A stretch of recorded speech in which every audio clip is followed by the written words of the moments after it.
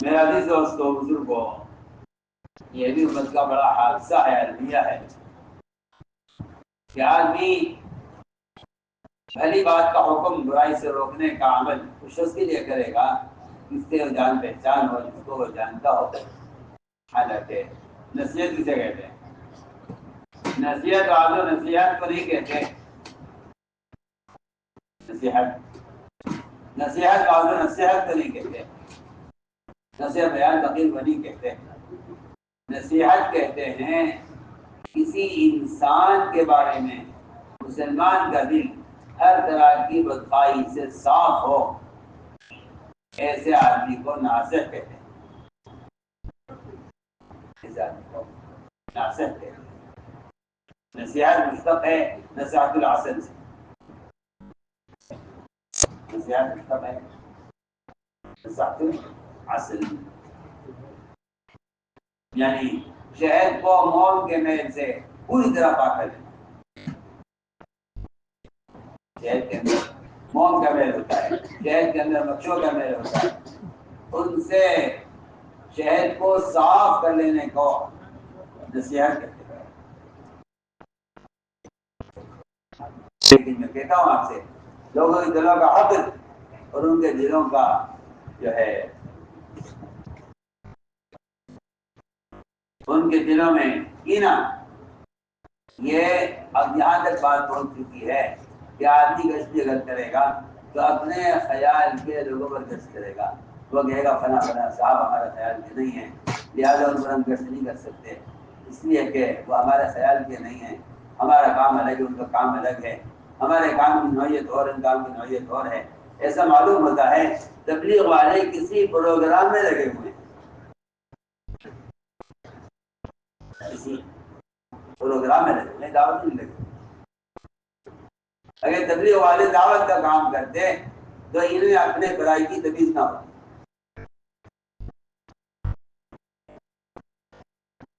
معلوم ہوتا ہے کسی پروگرام بنا کے دیا گیا ہے، اس پروگرام کے تحت چل رہے ہیں، مطلب کوئی دعوت نہیں، کوئی تبلیغ نہیں۔ اگر آپ کسی مسلمان سے اس لیے نہیں ملتے کہ ہماری پارٹی کا نہیں ہے تو آپ امت کو پھاڑنے کے مجرم ہیں اللہ کے یہاں، اللہ آپ سے اس کی سخت سزا آپ کو دے گا، آپ کو اس کی سخت سزا دے گا۔ کسی مسلمان کو اس نظر سے دیکھتے ہیں گزشتہ میں ملاقات اور میں بھئی ہے ہمارا خیال کا نہیں ہے، امت کی تفریق نے امت کو یہاں تک پہنچا دیا ہے کیا مسلمان یہ سوچتا ہے میں معروف کسے کروں کسے نہ کروں۔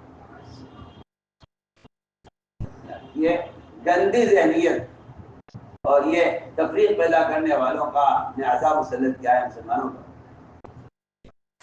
کہ آپ کو کس کے ساتھ کام کرنا ہے، کس ساتھ نہیں کرنا، آپ کس ساتھ میں جانا کس ساتھ نہیں جانا، آپ کو ملاقاتیں میں کس گھر پر جانا کس پر نہیں جانا، آپ کو کس سے دعوت دینی کس کو نہیں دینی، آپ کو کس مسجد میں جانا کس مسجد میں نہیں جانا، یہ ساری دین اس تفریق کی ہے،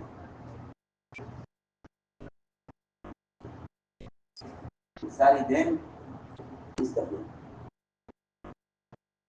خاندان کے خاندان پھاڑ دیے۔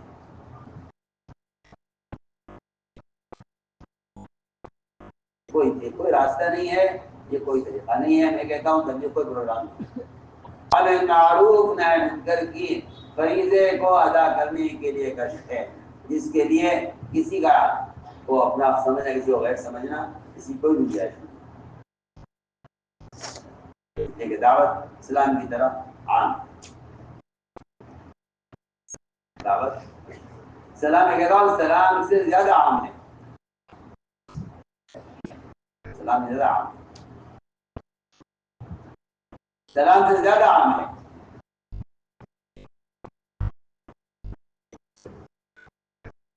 تو میں نے عرض کیا کہ آپ صلی اللہ علیہ وسلم کی ایک سنت یہ ہے کہ آپ ہر فرد کو دعوت دیتے تھے، پہچانتے ہو نہ پہچانتے ہو، جانتے ہو نہ جانتے ہو۔ ایسے کئی صحابہ ہیں، ایسے کئی لوگ ہیں جن کو آپ جانتے نہیں تھے نام سے، لیکن آپ نے کو دعوت دی۔ دوسری بات یہ ہے کہ داعی کا مزاج یہ ہوتا ہے کہ وہ اپنے اختیار کو اور اپنے اقتدار کو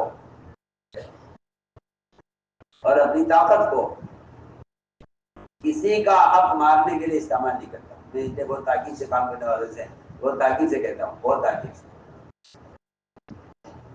کہ کام کرنے والے عمرا اور اہل مشورہ یا جن کو اللہ تعالیٰ نے اس کام میں کوئی عہدہ یا کوئی عمارت کا یا کوئی یہ اختیار ان کو دے دیا ہے، تو یہ اس اختیار اقتدار کو صرف کام کے تقاضوں میں استعمال کریں، ذاتی مسائل میں اپنے فیصلے کو اور اپنے اقتدار کو ہر بھی استعمال نہ کریں.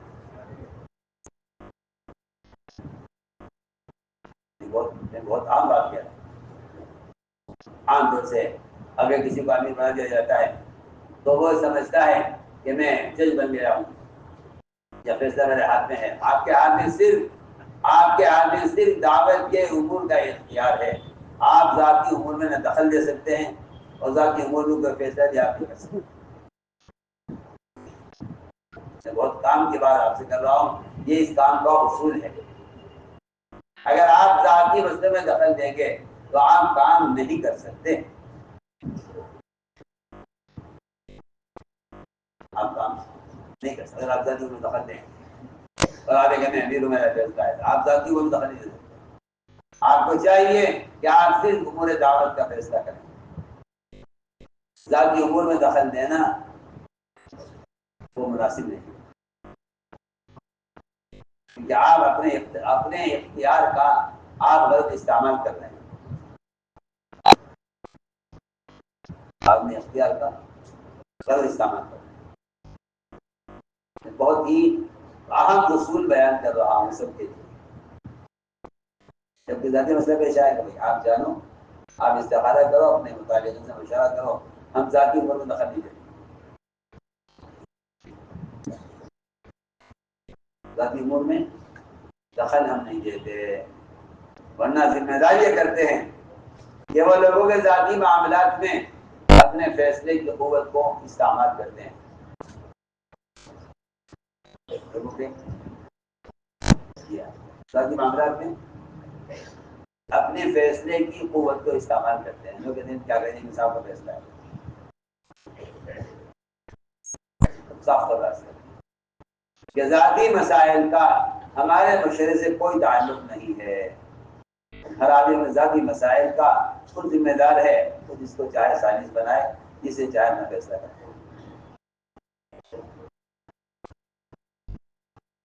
میں کہتا ہوں کہ آج کے اس مضمون کا اور آج کے اس سبق کا خلاصہ یہ ہے،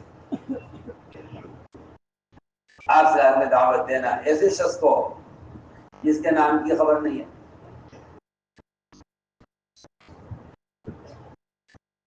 کہتے ہیں بلیا کے ایک آدمی کہ مجھ سے بیان کیا میرے دادا نے کہ میں مدینہ گیا اور میں وہاں وادی کے قریب جا کر میں نے قیام کیا. اچانک میں نے دیکھا کہ دو آدمیوں کے درمیان ایک بکری پر بھاؤ چل رہا ہے. ایک آدمی بکری خرید رہا ہے، دوسرا بیچ رہا ہے. دونوں میں بھاؤ چل رہا ہے. اور خریدنے والا کہہ رہا تھا بیچنے والے سے کہ ذرا قیمت کم کر دے،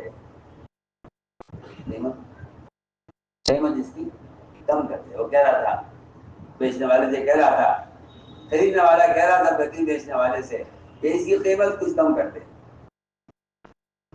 وہ یہ کہہ رہا تھا نہیں جی ایک دام ہے، میں کم نہیں کرتا.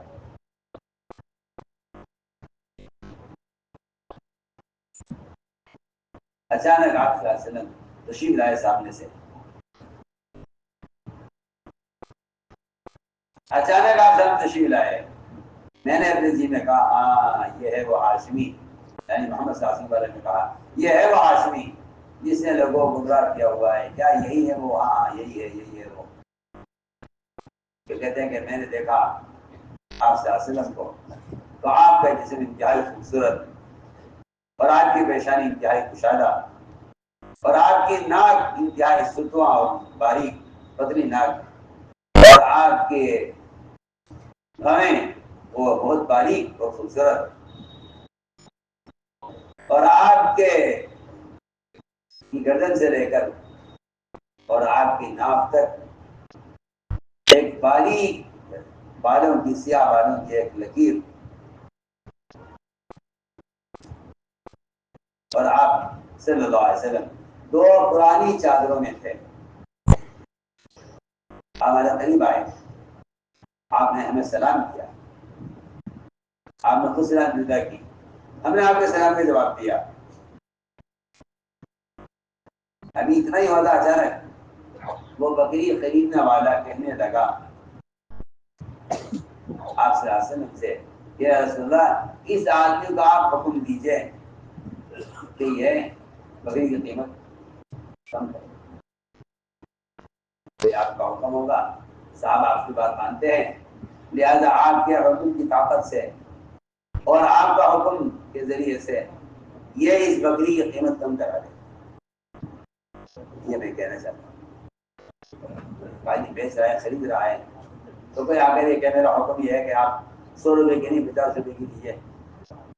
تو ذاتی معاملات میں اپنے اختیار کو یا اپنے اقتدار کو یا اپنی عمارت کو ذاتی معاملات میں استعمال کرنا مناسب نہیں. تو اس بکری خریدنے والے نے آپ کو بلایا,